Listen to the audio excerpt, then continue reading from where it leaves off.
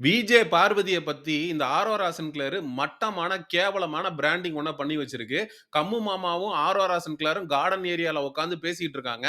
அப்ப கம்மு மாமா கிட்ட பேசிட்டு இருக்கிற ஆரோரா சின்க்ளேர் என்ன சொல்லுதுன்னா, "விஜே பார்வதி உனக்கு சோப்பு போடுறாங்க. விஜே பார்வதிக்கு வெளியிலேயே ஒரு பாய் ஃபிரெண்ட் இருக்காங்க. அவங்க கிட்ட ஸ்ட்ரிக்ட்டா சொல்லல. எந்த கேமரா முன்னாடியும் போய் நின்னு, கமருதீன் எனக்கு புடிச்சிருக்கு. நம்ம 2 பேரும் பிரேக்கப் பண்ணிக்கலாம்." அப்படின்னு சொல்லிட்டு அவங்க சொல்லல. அவங்க வந்து வெளியிலயும் ஒரு ஃபேமிலி வேணும். என் பாய் ஃபிரெண்ட் வெளில இருக்கான். அவங்க கூட தான் நான் லைஃப அமைச்சுக்க போறேன் அப்படின்னு சொல்றாங்க. உன்கிட்டயும் ஒரு ட்ராக் ஓட்டிட்டு இருக்காங்க. உனக்கு சோப் போடுறாங்க. வெளியில இருக்கக்கூடிய பாய் ஃபிரெண்டும் வேணான்னு சொல்லிட்டு ஒரு கேவலமான கேம் ஆடிட்டு இருக்காங்க அப்படின்னு கம்மு மாமாவை ஏத்தி வித்துட்டு இருக்கு. இதெல்லாம் கேட்டு இந்த கம்மு மாமா திருந்துவானான்னு கேட்டா திருந்துறதுக்கு வாய்ப்பு இல்ல. இன்னைக்கு பார்வதிக்கு பின்னாடி அப்படியே சுத்திக்கிட்டு இருந்தான் கையில இத வச்சுக்கிட்டு. பாரு, பாரு, பாரு, மாலா, மாலா, மாலா, சாப்பிடு மாலா அப்படின்னு சொல்லி சுத்திக்கிட்டு இருந்தான். அவனே டூ டு டு டு டு டு டு டு டு டு ஐ லவ் யூ டூ அனனா ஐ லவ் யூ டூ அப்படின்னு ஒரு ட்ராக்க ஓட்டிக்கிட்டு இருக்கான். இந்த ஆரோரா சின்க்ளேர் வந்து கேட்டா அவன் திருந்திர போறானா? நீ சொன்னா அவன் மண்டையில உரைச்சிற போதா? அவனுடைய தாட் ப்ராசஸே பிக் பாஸ் வீட்டுக்குள்ள இடுப்ப பாக்குறான். ஐயையோ! இடுப்ப பாக்குறான். இடுப்பு மேல அடுப்ப மூட்டி சமைக்க பாக்குறான். ஒத்த வண்டியில் ரெட்ட மாட்ட பூட்ட பாக்குறான் அப்படின்னு உன் பக்கமும் ஒரு ட்ராக் ஓட்டிக்கிட்டு விஜே பார்வதிக்கு அவன் ஊட்டி விட போய்க்கிட்டு இருக்கான். நீ எதுக்கு பொசசிவ் ஆகி அவங்கிட்ட பார்வதிய பத்தி ஏத்தி விட்டுக்கிட்டு இருக்க? பார்வதி இவங்கிட்ட இருந்து டிஸ்டன்ஸ மெயின்டெயின் பண்ண ஆரம்பிச்சிருச்சு. இவன வந்து ஒரு சப்போர்ட்டாக பார்வதி நினைச்சது உண்மதான். பார்வதி இவன் பக்கம் ஒரு ஒரு வண்டிய திருப்புனது உண்மதான். பார்வதி இவனுக்கு இடம் குடுத்தது உண்மதான். ஆனா பல இடங்கள்ல இவனுக்கு ஏன்டா இடம் குடுத்தோம் அப்படின்னு பார்வதி ஹெசிடேட் பண்ணியிருக்கு. எக்ஸாம்பிளுக்கு திவாகர் கிட்டயே போய் இவன் என்கிட்ட எல்லை மீறி நடந்துக்கிறான். அன்வான்டட் டச்சஸ் பண்றான் அப்படின்லாம் சொல்லி இருந்துச்சு. ஒரு கட்டத்துக்கு மேல எல்லாத்தையும் கடந்து இவங்க 2 பேரும் பழகிட்டு இருந்தாங்க. விஜே பார்வதியும், கமருதீனும். நீ தான் குறுக்கால வந்துட்ட. நீ வந்து துஷார் போனதுக்கு அப்புறம் அவன கட் பண்ணி விட்டுட்டு அவன் வெளியில போறான். வெளியில போன அடுத்த நிமிஷம் நீ கம்மு மாமாவோட சேர்ந்துட்ட. கம்மு மாமா உன்ன கட்டி புடிச்சு ஆறுதல் சொல்லிட்டு இருக்காரு. "நான் தான் இருக்கேன்ல" அப்படின்னு. அப்ப இருந்து ஆரம்பிச்சது இது. இப்ப வரைக்கும் நீ கமருதீன வச்சு பிக் பாஸ் வீட்டுக்குள்ள சர்வே பண்ணிட்டு இருக்க. உன்னால ஒருத்தனோட லைஃபே காலி. ஒருத்தன் வெளியில போய்ட்டான். எவ்வளோ கனவுகளோட வந்திருப்பான். துஷார்ன்றவனுக்கெல்லாம் அவ்வளோ திறமைகள் இருக்கு. அவ்வளோ திறமைகள் இருந்தும் அவன் பிக் பாஸ் வீட்ட விட்டு வெளியில போனதற்கான முக்கிய காரணம் நீ தான். அவன "வா உள்ள, எங்க வாஷ்ரூம்குள்ள வா, வா கட்டி பிடிக்க" அப்படின்னு கூப்பிட்டது இந்த ஆர்வரா சின்க்ளேர். இப்ப கமருதீன் கிட்ட வந்துகிட்டு என்னமா டிராமா போடுது. கமருதீனு எனக்கு லவ்வரா வேண்டாம். அவன் எனக்கு ஃப்ரெண்டா இருந்தா போதும். லவ்வரா இருந்தா பிரேக்கப் ஆகும். அதனால கண்டிப்பா ஃபீலிங்ஸ் ஆகும். சீக்கிரம் பிரிஞ்சு போயிடுவோம். ஃப்ரெண்டா இருந்தா நம்ம ரொம்ப நாள் கூட இருக்கலாம் அப்படின்னு நீ தானே சொன்ன. சரி, கமருதீன் உனக்கு ஃப்ரெண்டா இருந்தா, அவன் யாருகிட்ட பழகுனா உனக்கென்ன? பார்வதி கூட அவன் ஒரு ரிலேஷன்ஷிப்ப மெயின்டெயின் பண்ணா உனக்கென்ன? உனக்கென்ன பிரச்சன? பார்வதி அந்த பாய் ஃப்ரெண்ட் கிட்ட வெளில போய் கூட சொல்லலாம். "இல்லப்பா, உனக்கு எனக்கு செட் ஆகாது. நான் கமருதீனோட கமிட் ஆயிட்டேன். எனக்கு அவன புடிச்சிருக்கு." It's their problem. நீ எதுக்கு குறுக்கால வர்ற?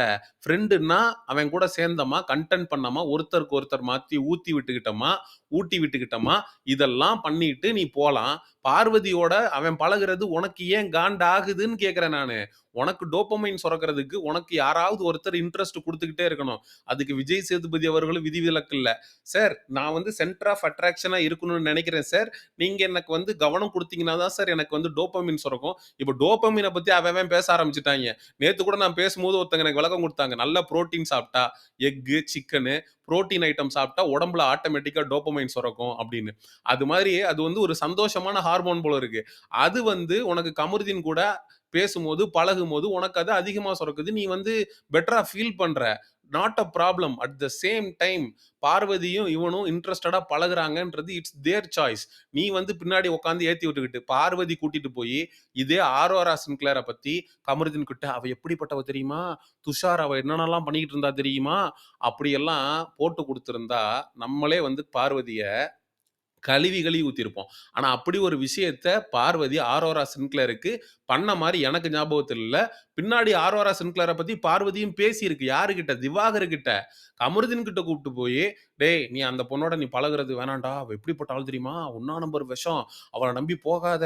உன்ன பார்த்தா 200 வருஷம் நல்லா வாழ்றவன் மாரி தெரியுது. அவ கூட போய் சீரழிஞ்சிராத."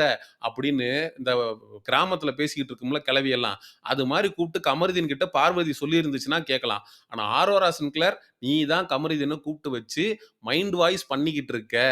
அவனுக்கு அதெல்லாம் கிடையாது. அவன் பாட்டுக்கு ஃபோக்கஸ் பண்ணி போய்க்கிட்டு இருக்கான்.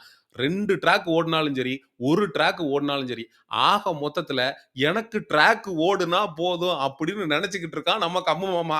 ஆக்சுவலா இந்த பார்வதி கம்மு மாமா மேட்டர்ல, இந்த கம்மு மாமா தான் பார்வதிட்ட போயி, "உன் மேல எனக்கு ஃபீலிங்ஸ் இருக்கு பாரு.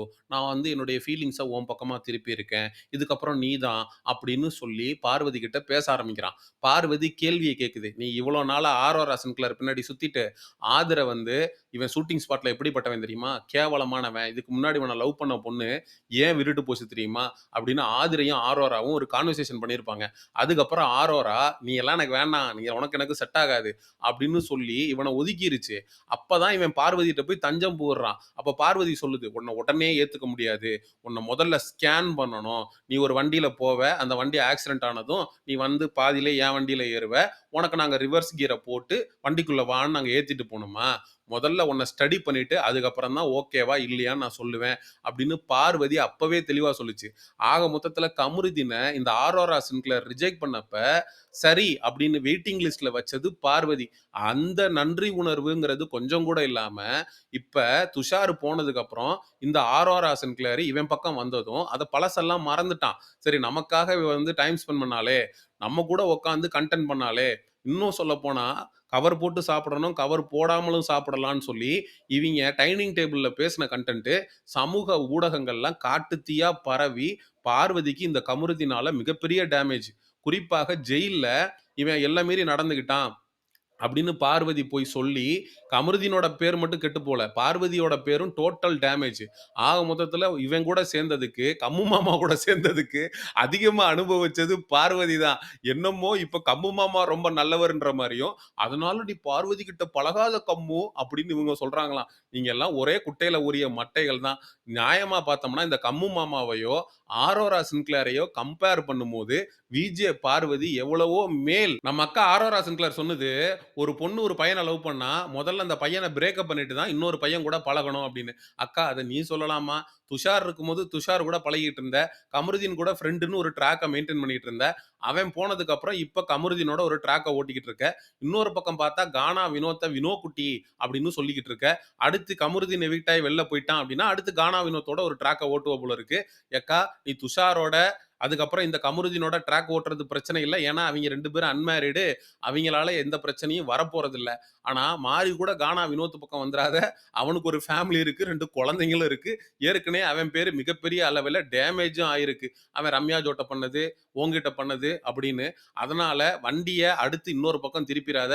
ஏன்னா, நீ அங்க இருக்கக்கூடிய திவாகரா இருக்கட்டும், கமருதீனா இருக்கட்டும், துஷாரா இருக்கட்டும், எல்லாரையும் வச்சு கன்டென்ட் பண்ணிட்ட. குறிப்பாக திவாகருக்கு கண்ணாடி வழியாக முத்தம் குடுத்தது, துஷார வாஷ்ரூம் கிட்ட நின்னுகிட்டு, "கட்டி பிடிக்கலாம் வா" அப்படின்னு கைய விரிச்சுட்டு கூப்ட்டது, இதெல்லாம் மறக்கிறதுக்கு பிக் பாஸ் சீசன் 9 ஆடியன்ஸ் என்ன அவ்வளோ முட்டாளா? இல்ல அப்படியே அவனுங்க தான் மறந்தாலும், என்னை போன்ற நபர்கள் ஞாபகப்படுத்தாம விட்டுருவோமா? ஆரோரா சின்க்ளேருக்கு விஜே பார்வதி மேல சரியான காண்டு. அந்த காண்டினுடைய வெளிப்பாடு தான் கம்மு மாமா கிட்ட விஜே பார்வதிய பத்தி கேரக்டர் அசாசினேஷன் அப்படிங்கிறத பண்ணிக்கிட்டு இருக்கு. இந்த ஆரோரா சின்க்ளேர பற்றிய உங்களுடைய கருத்துக்கள மறக்காம கமெண்ட் செக்ஷன்ல சொல்லுங்க. எக்ஸ்க்ளூசிவ் பிக் பாஸ் அப்டேட்ஸ்க்கு மிஸ்டர் செய்யோன் சேனல சப்ஸ்கிரைப் பண்ணுங்க. See you in the next video. Bye bye.